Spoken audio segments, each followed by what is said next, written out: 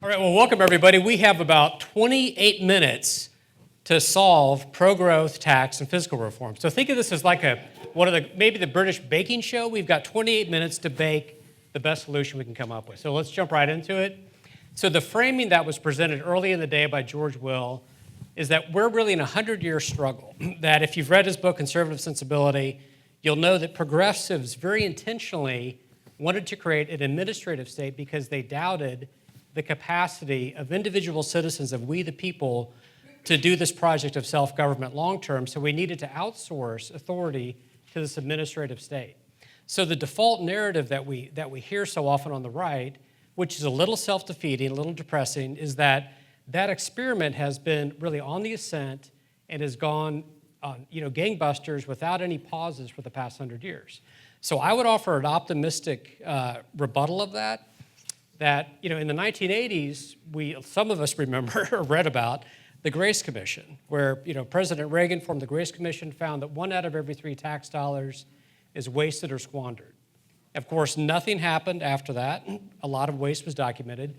But then after the financial crisis, 2007, 2008, there was Simpson Bowles. So I had the pleasure of working for Senator Coburn at the time, who Dan mentioned, and I'll confess that I discussed Tom Coburn kind of like Rob Gronkowski talks about Tom Brady. He's the GOAT of fiscal reform in my mind, so you're welcome to challenge that conclusion, anyone on the panel. But what Coburn showed is that you really can bend the curve down.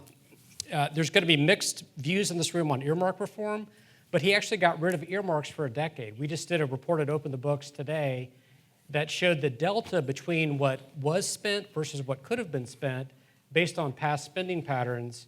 That saved about $141 billion. And we also don't spend enough time celebrating the fact that there was something called sequestration. That was not the most precise or ideal fiscal reform, but we actually did reduce spending for the first time year to year in 2012 to 13 since the end of the Korean War. Now, Coburn didn't do those things because he felt like earmark reform would solve the big problems. He wanted to engage in a sobriety project, if you will, to get Congress to focus on the big things. So what I want to do is talk about these big items. What can we really do to grow the economic pie? There's often this fixed pie fallacy that the left talks about where we have to fight over a fixed amount. And we all know on this panel and in this room that the challenge is to grow the pie. And it's a mix of spending cuts, regulatory reform, entitlement reform, tax reform. So we want to invite everyone to throw out your best ideas and have a back and forth. And I encourage you, the audience, to bring your questions as well. And so why don't I start with Tim? Tim, you remember some of those exchanges that we had back in 2010 era. If you had the opportunity today to get the president, Thune and Speaker Johnson in the room together, what advice would you give them? And how could they come up with a better mix of reform than what we worked on 10, 15 years ago? Well, first, do no harm, right? So first, don't allow a $4 trillion tax hike to be enacted. I think that's what's staring us all in the face right now, is $4 trillion is going to be hiked on the American people if nothing's done by the end of this year. And now, at the same time, you've got the other side of this coin, which is you do have to pare back federal spending. And as you noted, I was there in the trenches with you. I was down the hall in the Russell Senate office building. I was working for Jim DeMint at the time. And the project that we were engaged in at that time was to try to identify icons of waste, fraud, and abuse through the earmark system. As your boss called them, these were the kind of like gateway drug. Yeah, the gateway drug to spending addiction. Yeah, right. And so that was important. And I still think we have something like that right now. I sort of view Doge as a symbol. I don't think Doge is going to fix the problem itself. I think to really meaningfully fix the problem, you're going to need to deal with entitlements. But right now, the big problem we have is we are staring at this $4 trillion tax hike. We have a Congress right now that is considering a budget resolution this week as we speak. The budget resolution is deeply imperiled, and it's imperiled because it contains actual instructions for the committees to cut spending. And as we heard on a panel two panels ago, I mean, the spending cuts are there. There's $1.3 trillion in Medicaid that's just fraudulent payments, so it's there. But right now, that budget is in peril because you don't have enough Republican support. So the first thing I would say is focus on the tax cut. Don't, figure out the spending cuts later, even though the instructions are in there, but don't squabble right now about what the spending cuts are. Pass the budget resolution, and then let's work on that throughout the rest of the year. Okay.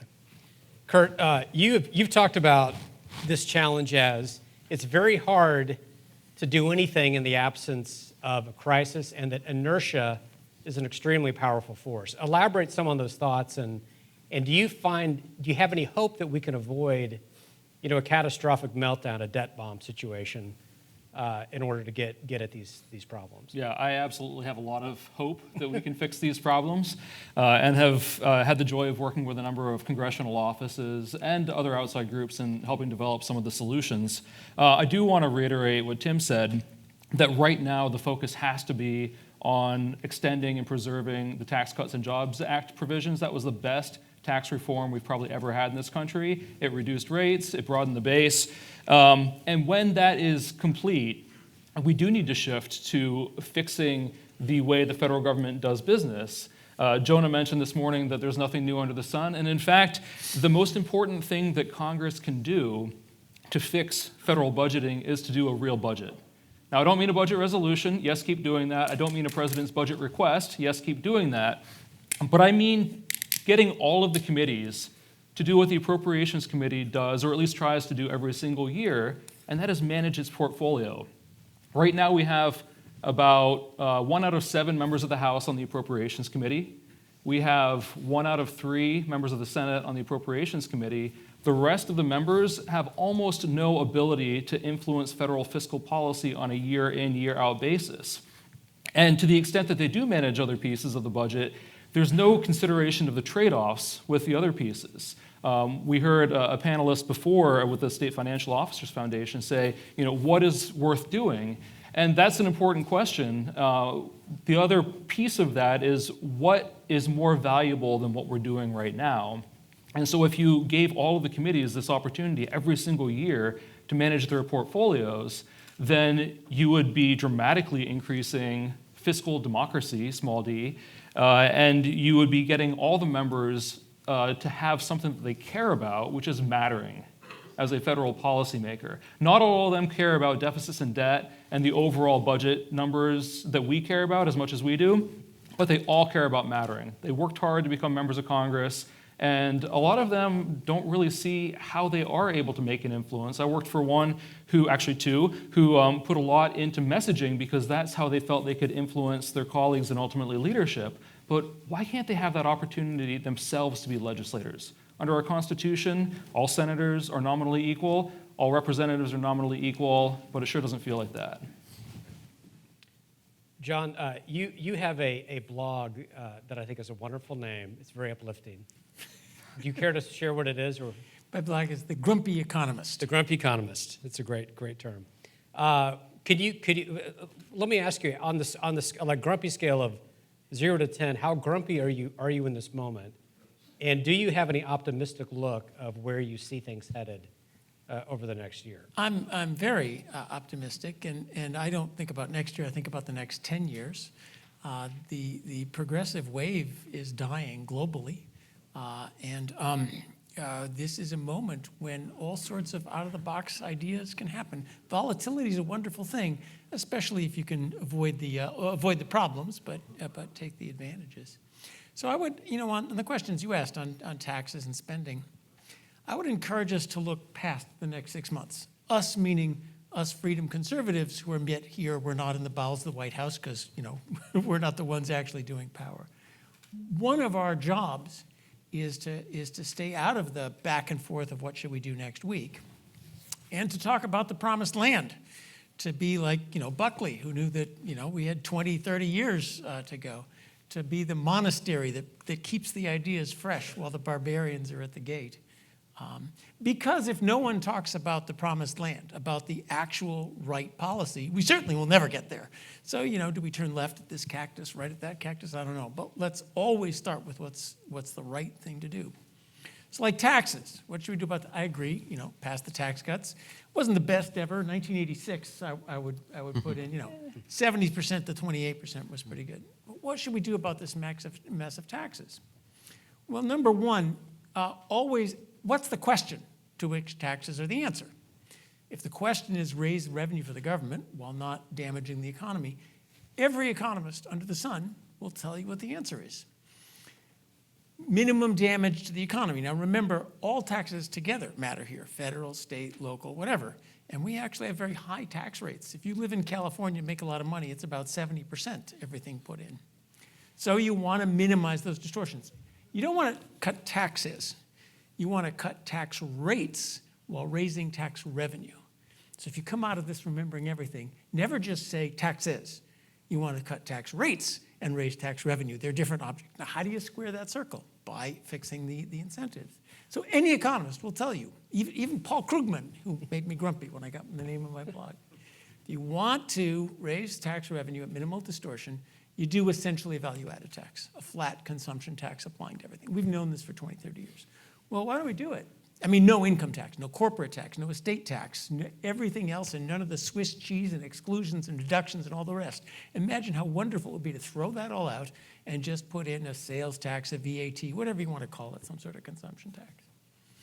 Now, if you're rebelling, you say, well, but what about my subsidies? What about my health care deduction, my interest deduction? Oh, now you're asking a different question. So, the problem with taxes is we're trying to do three things at once. We're trying to raise revenue, but also subsidize all sorts of stuff, and also transfer income. So I think the answer to that one is, how do we answer these questions? If you're going to subsidize all sorts of stuff, instead of fighting about it in the tax code, why don't we agree the way to subsidize stuff is Congress to write checks on budget, annually appropriated. If my neighbor in Palo Alto, who lives in a $5 million house and gets a new Tesla every year, taxpayers give them $7,500. If we want to do that, okay, on budget, write some checks. I think I know where we'll get if we do that, but I think that's the better way to solve that. What about progressivity? Now, a consumption tax can be progressive if you want to, but again, think about incentives and think about the whole system. If you have a totally flat consumption tax, but Bernie Sanders is in charge of writing the checks, you have a very progressive whole system. Shouldn't we think about progressivity of the whole system, not just of the tax code? So again, I think the way to answer that is to rephrase how we do it. Sure, Congress, you decide what checks you want to write on budget, annually appropriated, where everyone can see them, and that way we'll solve the distribution question better than hiding it in the tax code. Which means taxes and social programs have to be together. And here, now I'm going to answer your second question. What do we do about Social Security and the social programs? And then I'll shut up for a little while and let you ask another question.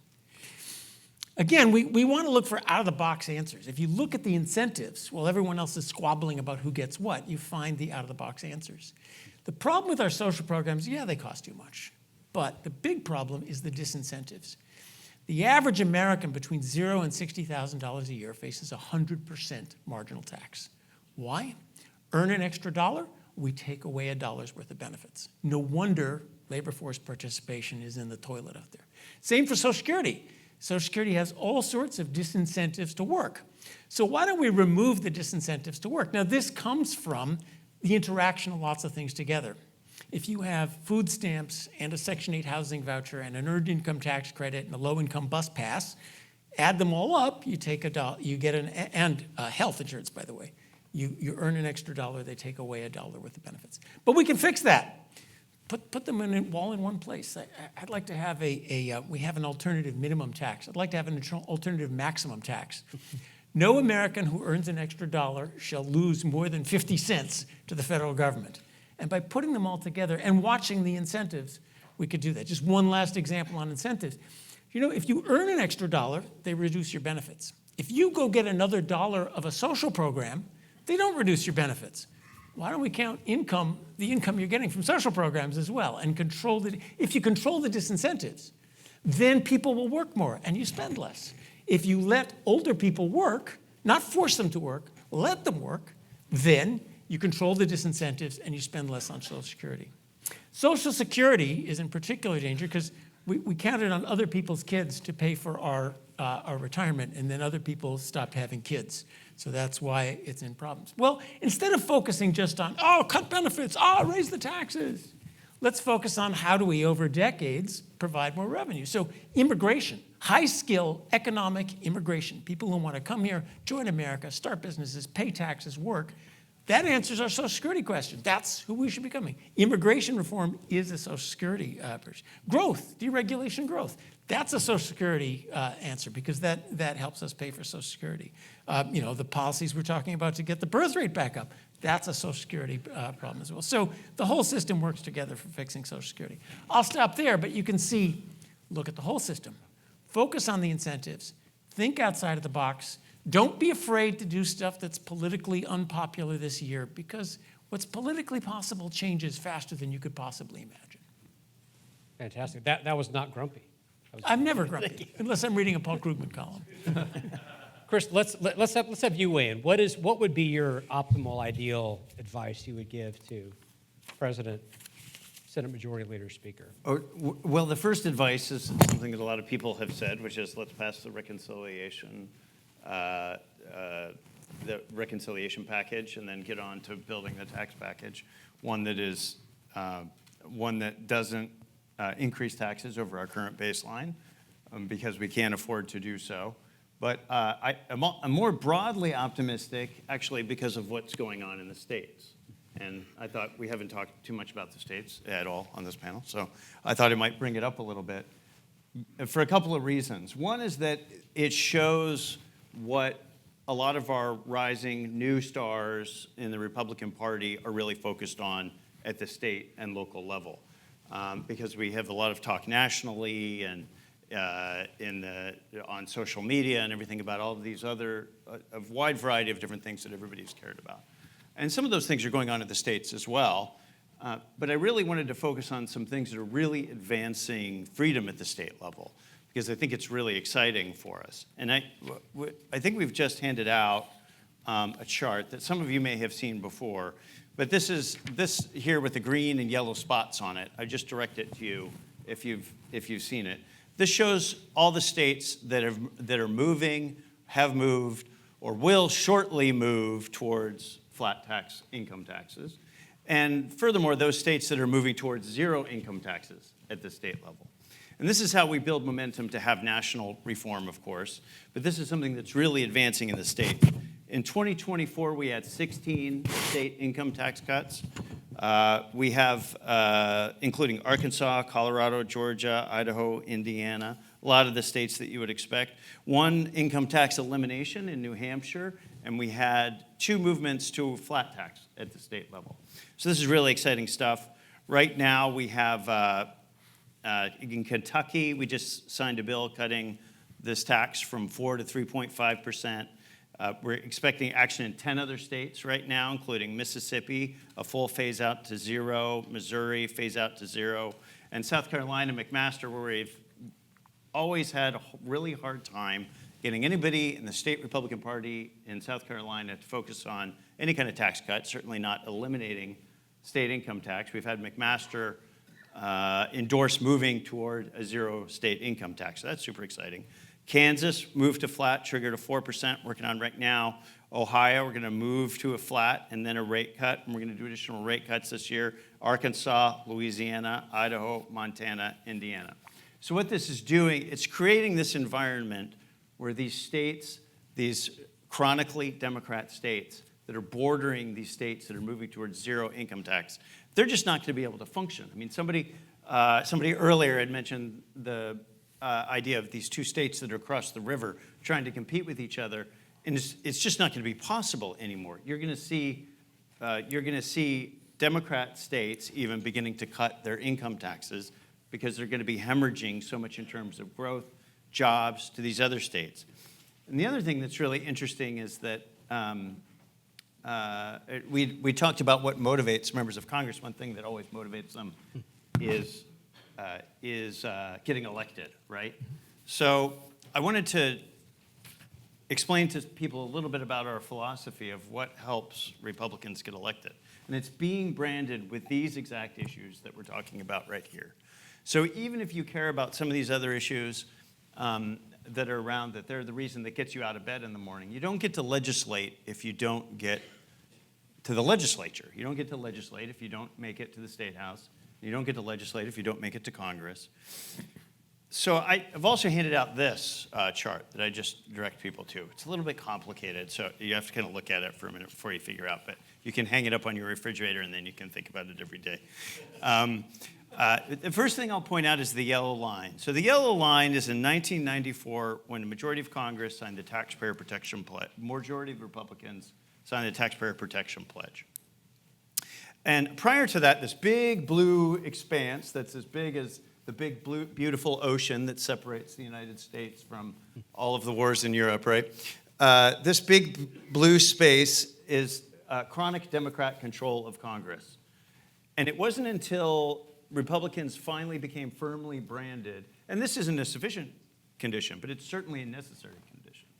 And it wasn't until Republicans became firmly branded with the party that will never raise your taxes, no matter how drunk they get, is when things really started to change. And I just point out that these tremendous Democrat majorities, when they have these big spikes, this is when we get the Great Society, this is when we get the food stamp program in the first place, and all of these other problems. In fact, 50% of the federal government was created in just 2 Congresses after overwhelming Democrat majorities. And so it's going to take some time.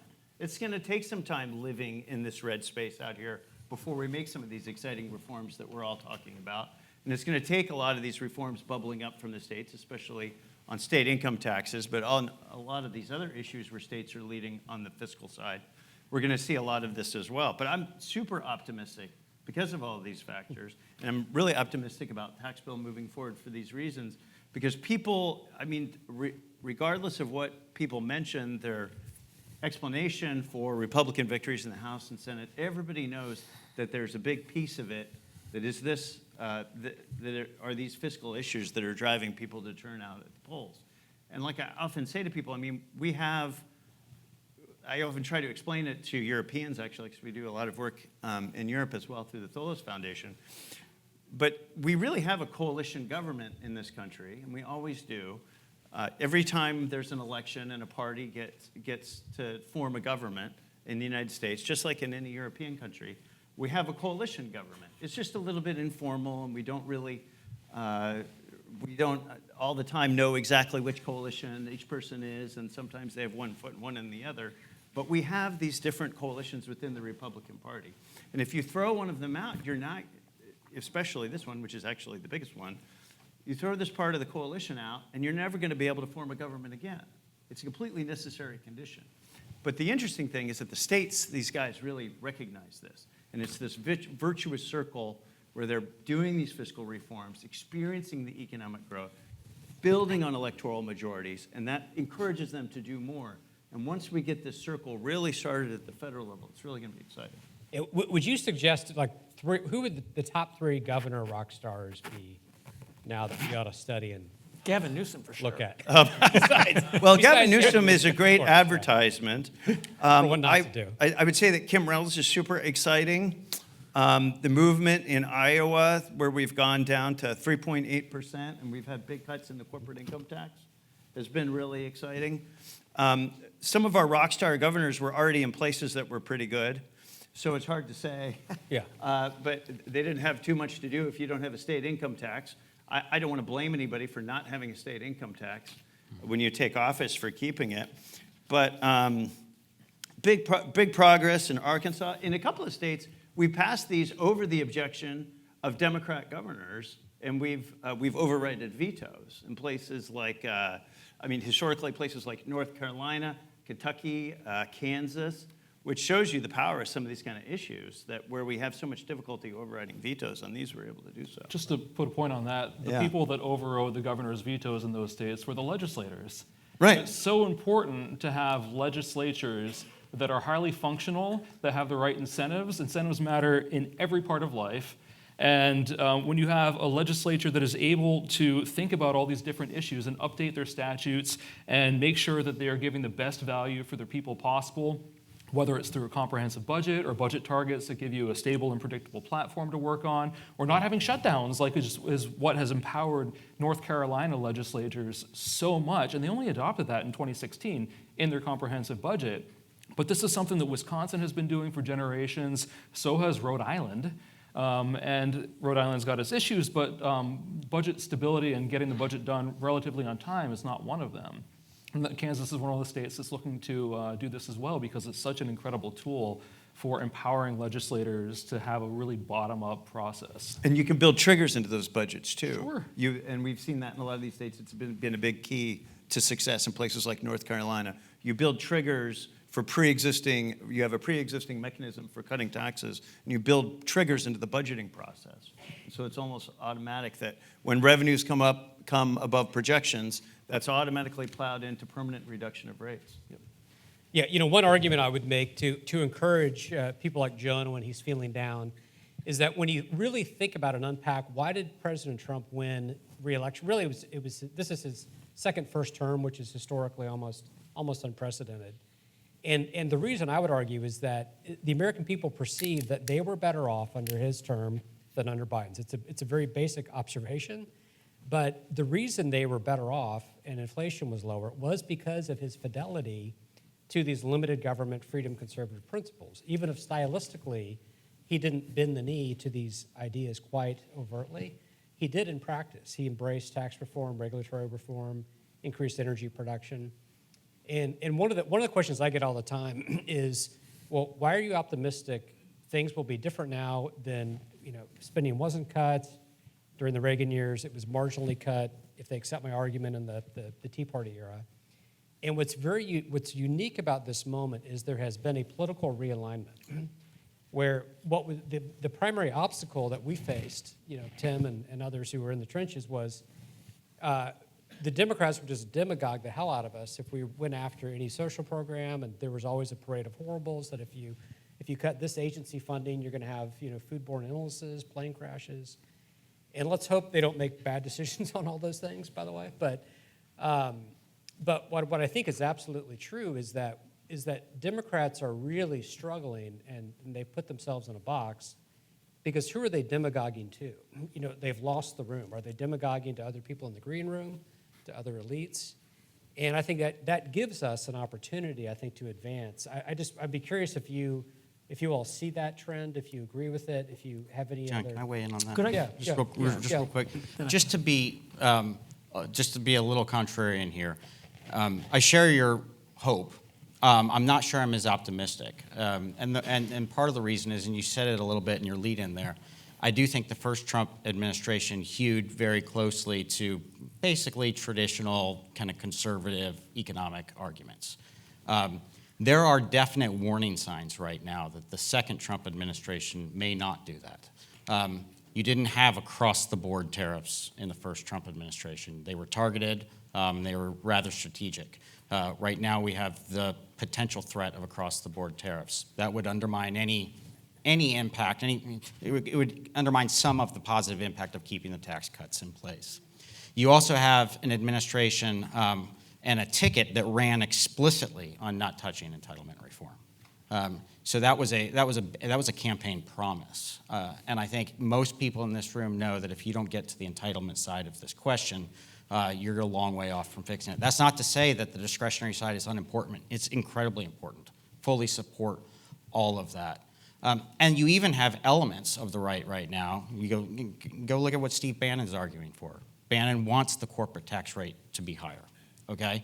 And there is a very real chance, by the way, that even within the context of this particular tax bill at the end of this year, if they pass this budget this year, that the tax rates on corporate America could go higher. That could end up being one of the, quote, pay-fors for this bill. And so I think there's still a lot of work for conservatives, especially freedom conservatives, and I think we all need to be thinking of ourselves as a faction of the right, and potentially a minority faction on the right. And as such, you need to think about how do you operate in a coalition where you try to grow your faction and where you try to win converts over. And we're not doing that hard work right now. I think we need to do better at that as a movement. and grow our position within it so that when we get to the midterms, you're bringing in more people who have growth mentality. And then maybe if you do that, then you can get to this place where, some of the ideas, I love the ideas on Social Security reform. I mean, that we need more outside the box ideas. It can't just be what we tried to do in 2005, 6, 7, right? You've got to have better ideas and you've got to have a fresh perspective on this. But right now, I think we should be, cautious and clear-eyed about where we are on the right. And try to tamp down some of the impulses to go in the more populist direction that would take away from the growth mindset. So I want to voice the optimistic. I want to take the opposite side of, I'm even more optimistic than you are, because this last election and elections in other countries, we have a libertarian president of Argentina, we're not just about, inflation a little better, unemployment a little worse under Trump 1 than under Biden. This was a huge vibe shift, and I think a lot of the election was not about our liberal colleagues point out inflation was pretty low and unemployment pretty good at the end of the Biden era. People realized that this progressive juggernaut was completely incompetent at everything it touched. Financial crisis, 2% target, 10% inflation. Where's the Fed? Public health, the authority, the people in charge of COVID policy obviously had no idea what they were doing. Shocking censorship, shocking lawfare, our basic institutions completely rotten by people who didn't know what they were doing. That's a huge revolution, not having just to do with a little bit of this, that, and the other thing, proving that their ideas were the average American figured out what was going on and said, these ideas are awful. We're in for something else. So it's much deeper, I think, and more long-lasting than Trump himself or what's going on. So that's encouraging. Second thing that's encouraging, just look at 3 first-day executive orders. The United States will not follow Europe down a suicidal energy policy that, by the way, doesn't do anything to save a thimbleful of carbon, but destroys the industrial capacity of your country. We're not going to do that. Game over. Sorry. Whew. We avoided that one. AI. We're not going to kill AI in the baby bassinet the way the Europeans have with regulation. Now you get another second big headwind.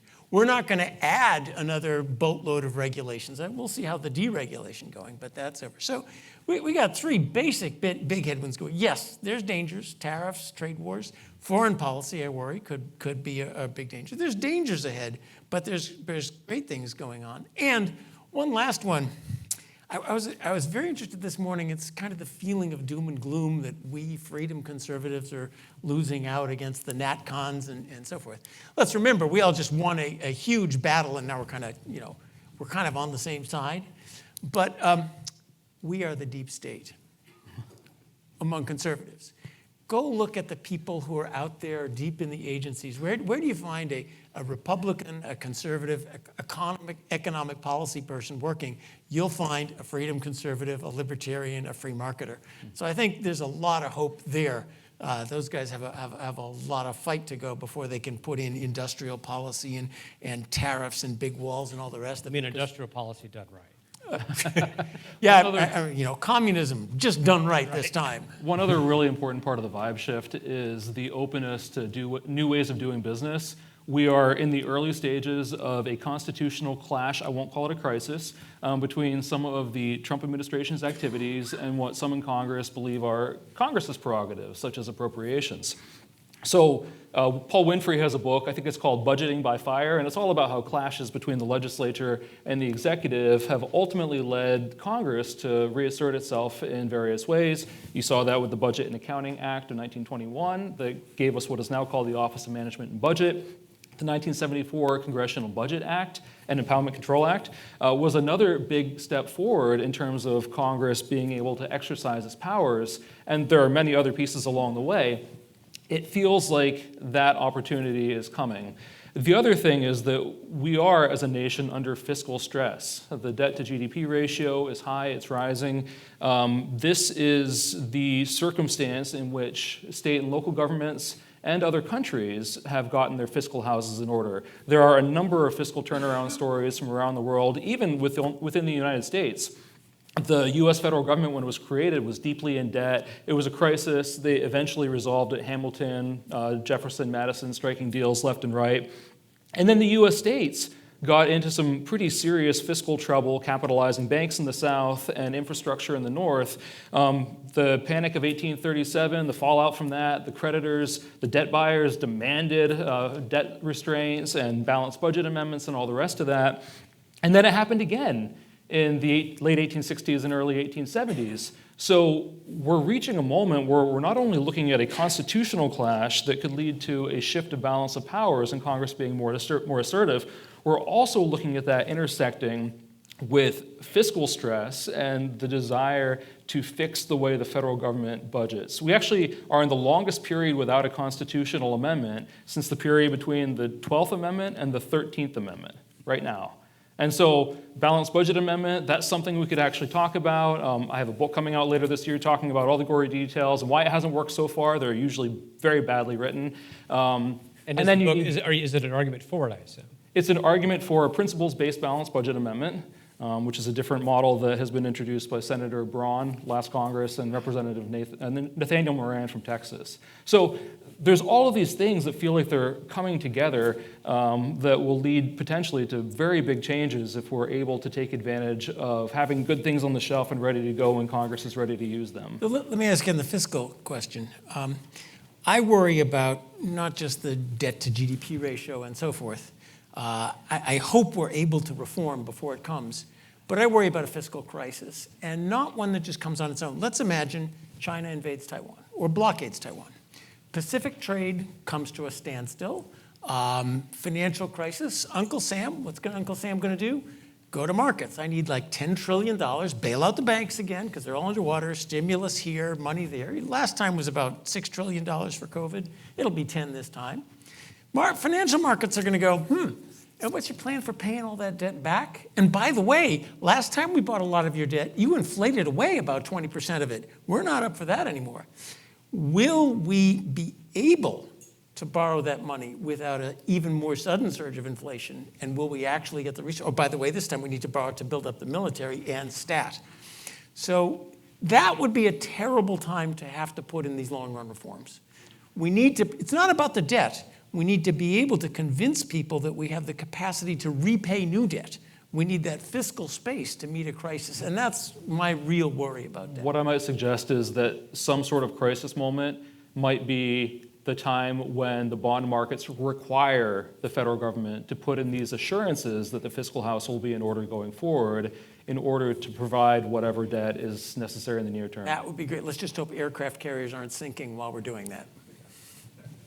So I would argue that spending cuts themselves can be a form of stimulus, this idea that every dollar saved in Washington is a dream realized somewhere in America where people get to invest. You don't grow federal agencies, you grow the agency of individual Americans. What do you all see as the great threats and opportunities of the DOGE project? Because having been a comms director for years for Coburn, I was very mindful of just the public debate, and the reality is Elon Musk, we're in this very unique situation where, he's turned the bully pulpit up to 11, if we have any Spinal Tap fans in the room, and that's a unique opportunity. It's also a threat in the sense that for every time he mentions a Milton Friedman video, there may be some other idea that may not be as constructive. So what are your reactions and thoughts to that? Do you see, what are again, just kind of a SWOT analysis, the threats and opportunities of that effort? I think one exciting opportunity is that he has made it so that nothing is now off the table. Like Trump promised to leave entitlements alone. I think that that the success of the DOGE program is moving Trump into a space where he is averse, where the way he sees himself keeping that promise now is not to reduce benefits to individuals. Now, in between that and the system that we've had over the last 10 years, there's a wide degree of latitude, and there's a lot that can be done there. I think he announced just yesterday, right, $60 billion found in fraud. in Medicare already that he'd gotten from Elon. So I think that there's a big opportunity there to go after a lot of this, and a lot of these terms can be defined in a wide variety of different ways. Those things we can discuss all kinds of different ways to adjust the ledger based on where these things are coming out of. I think the waste, fraud, and abuse is actually dramatically overestimated. I mean, if you look at the work that the Cato Institute has done on the differential between government pay, private sector pay, and the lagging productivity of the government sector versus the private sector, I mean, there's like a decade's worth of productivity gains. And if you imagine the way you used to work like 20 years ago, going into the office and your assistant hands you your notes and you start calling somebody on the telephone. I mean, it's bizarre to even imagine, and that's the way the government is. But productivity of smaller number of employees doing the same number of bad things more efficiently is not where we want to go. And you don't want the government to be costs less efficient. money, so I think that's good. Well, except the administrative costs are tiny. It's true that Doge isn't yet saving a lot of money, but what they're doing is amazing. A team of 20-year-olds with computers has done for like USAID what inspectors general, congressional committees, accountants, all sorts of transparency efforts could never do. And a lot of it is, you said bully pulpit. It's the fact that it all goes on X. We discovered at USAID, now it's $50 billion, couch change by Washington standards. That's not going to balance the budget. But we discovered money being funneled to, quote, nonprofits and NGOs and so forth that are all doing political advocacy, and it lines a lot of political pockets, does political advocacy, and then ends up buying a concrete plant for Hamas to build its tunnels with. So we discover a small amount of money being used to absolute pernicious ends. And even if, we'll see what happens, but we can't go back to the old way. Two showing quick us what weaknesses. We got last Sorry. words. Let's This go will be super quick. Tim, and then Two quick weaknesses on Doge, and I agree with those strengths. I think they're really encouraging. One, it's already going south in terms of its polling politically. It's at 53% disapproval in the latest polling today. I expect that trend to keep going, and that's because of the indiscriminate way that it's being attacked. Look, I know you got to break China, but if that trend continues, what we really need is we need Congress to take up what Doge finds and pass it. And if this trend is 55% negative or 60% negative by the time Congress gets off their rears, they're not going to pass it, especially with a one vote majority. The other weakness in this is very simple. If this becomes a shiny object to point to and say, hey, look at all this cool stuff that we're posting on X, but we're not really doing any of this important stuff when it comes to really dealing with long-term spending, that's a problem.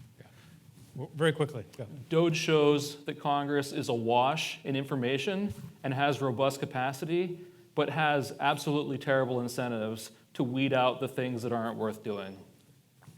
Well, let's encourage those incentives. And thank you so much to the panel and the audience. Wish we had more time.